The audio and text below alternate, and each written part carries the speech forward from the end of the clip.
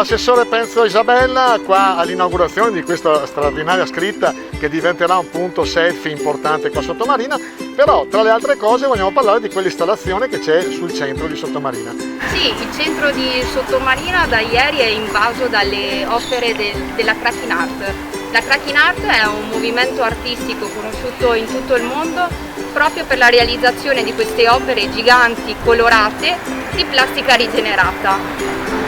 principalmente animali, quindi troverete una decina di opere giganti tra rondini, chiocciole e lepri e una ventina di chiocciole sparse nel centro di Sottomarina che alla sera troveranno anche l'illuminazione.